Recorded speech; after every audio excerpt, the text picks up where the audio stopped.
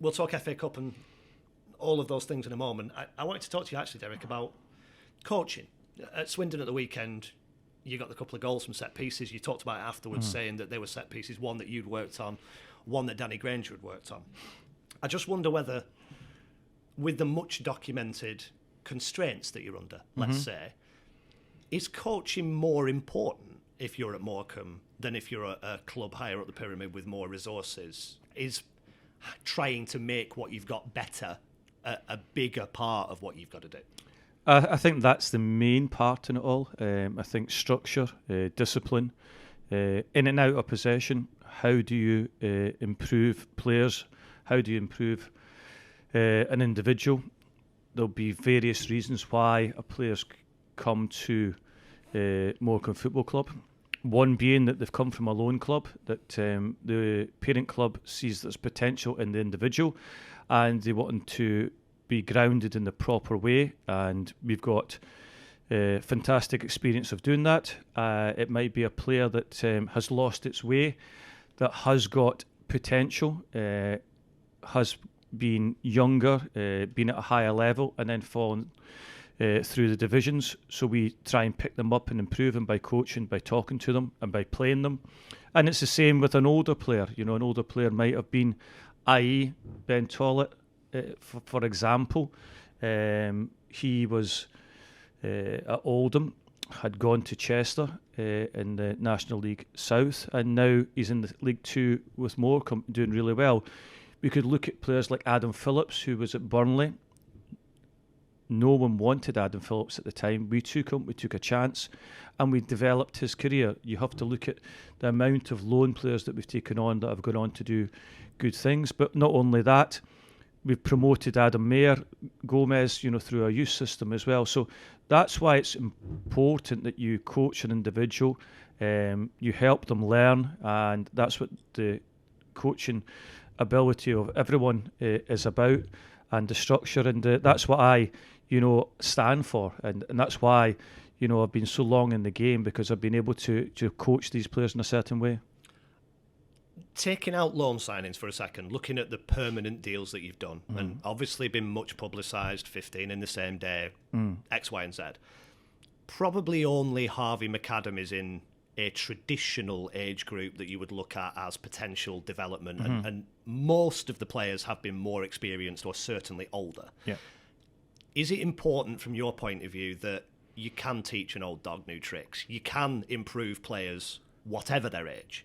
You can, and we have done, but that's not only up to us as a coaching staff, as a manager, it's up to the individual as well. Are they willing to change their ways? Are they willing to go and say, you know, I get it a lot of the time, you know, when a player comes to us, we didn't do that this way somewhere else, and they get used to it. And I say to them, well, there's two ways you can go. You can continue to do what you were doing and be average, or you can come here and work a wee bit harder and try and improve you and become a better player. And that's what we try and focus on. The ones that want to do that will stay with us. The other ones will fall by the wayside, and that's what happens over the years.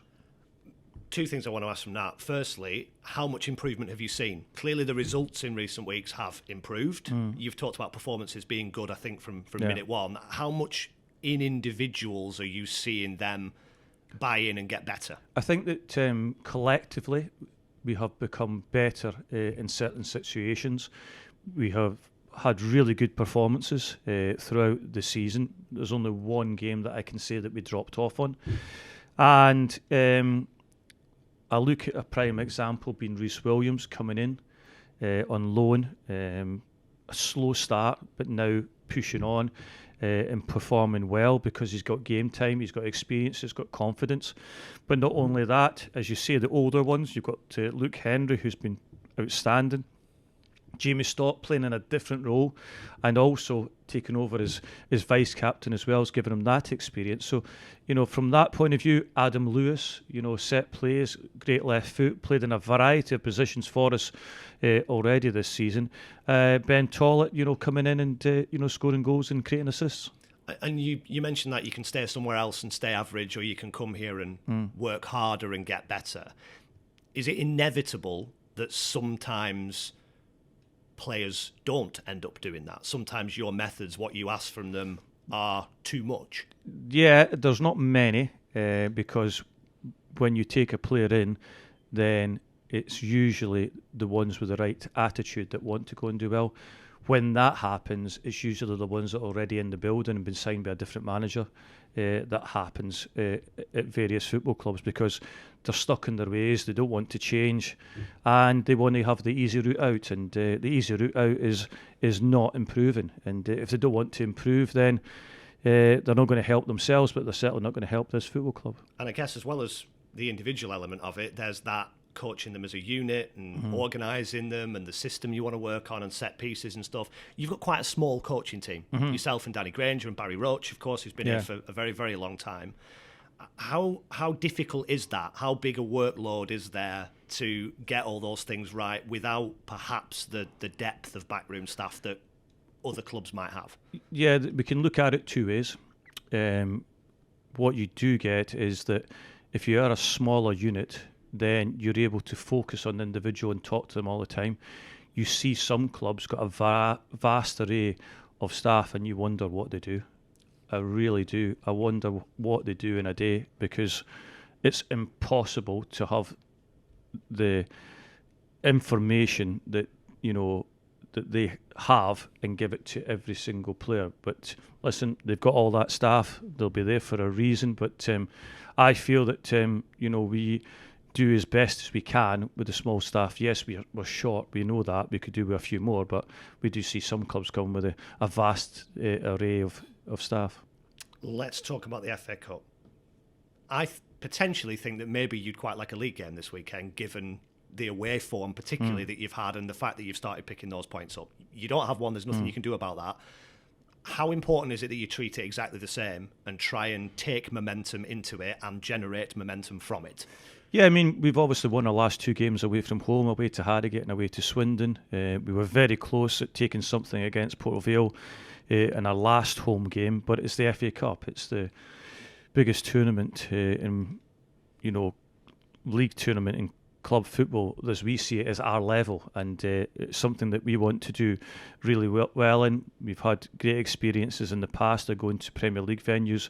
If we progress from this round, and when we progress, then we can, hopefully, pick up another tie. But taking that momentum from last week into this week is what we're going to try and do. Let's talk about finances for a minute. I know last week you said that you've been told there will be some money for you to invest in your squad in January. Can the FA Cup impact that again? I think it's £75,000 for winning this game, and then whatever round 3 might bring, particularly given the complicated off-the-field situation. Does every penny help? Exactly, it does. And, I think that it certainly, helps from a financial situation. I'm not sure that it'll give us any more money than we've got for the January transfer window, and I'm only speaking before the event because the event hasn't happened, but it will, generate, significant income, and whoever we get in the next round, would do that as well. As far as the team's concerned, we talked about away form, and those, if we include the FA Cup first round, I think it's 3 away wins on the spin, isn't it? How do you transfer that out there on the pitch at the Mazuma, because I think you've only won the one trophy game at home this season so far? Yeah, we don't really have to transfer it from a performance point of view. We just have to transfer it from a results point of view, because if you look at last season, until we left in November last year, we were undefeated at home, and it's just something that happens. We couldn't, sometimes you can't win away from home, but you win at home. But there will come a stage where we'll win a good number of games at home, because we're very good at home. Obviously, most of your fans see the home games. Is it therefore psychologically quite important for a club to be good at home? Yeah, I mean, it is, because the supporters want to come and see your team win football matches, and they want to see excitement. We've seen really exciting games here, and close games to winning, i.e. the Bradford game the last time, where we performed really well in that first half, and probably should have been out of sight, but we didn't take our chances. And these are the games that we need to, win. I was here for that Bradford game in the league. I wondered how you reflected on that, because particularly in that first half, you made a lot of opportunities. You didn't take those opportunities. I'm sure you were incredibly frustrated about it. To have another go at Bradford sort of 2 months later, is that quite a nice opportunity to try and put some things right? Yeah, I mean, I think that we obviously know the way they play. They have slightly changed since the last time that we played them, but they've got Andy Cook up front, who I signed on a permanent basis for Bradford City when I was there. He was on loan, and Ryan Sparks, the chief executive, has got to take a great credit for that, because he took Andy to the football club, and he's doing really well for them. So we'll have to look at him and look after him on the day. But they've got some really talented players. I know you've been asked this before. Obviously, your own connection to Bradford.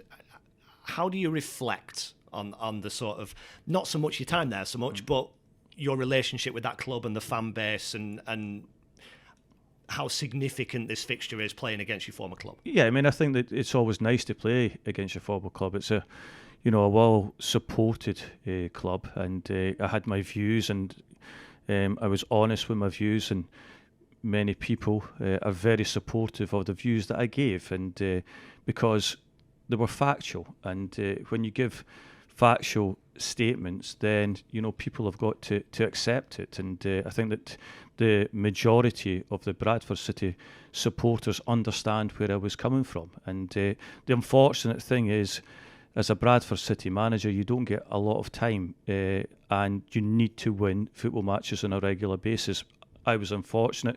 We drew too many games at home, which didn't help us, and we would have been in a far better position. But I believe that we had a very strong squad going into that League Two campaign. And I guess this is less about Bradford specifically and more about you and your management career. Would you consider yourself a controversial figure?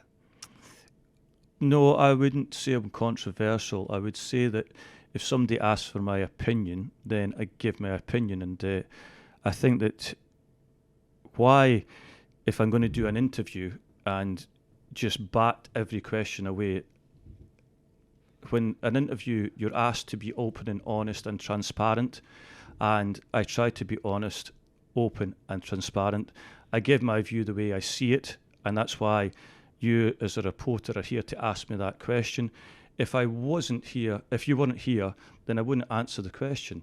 But supporters want honesty, and sometimes when you give too honest an answer that actually digs at the heart, and actually you make the correct point and they know it's the correct point. It's the same in any walk of life with any individual.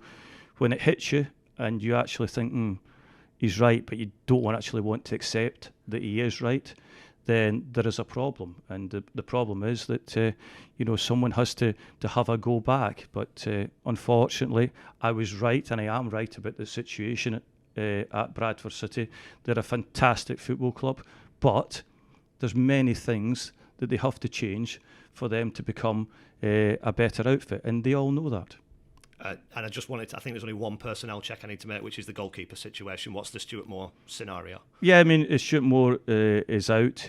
He's still nursing an injury to his hip. We're hopeful it won't be too long. Graham Edwards is out. Leanne Gall's out as well. George Ray is out as well. He picked up a slight injury that he's had before.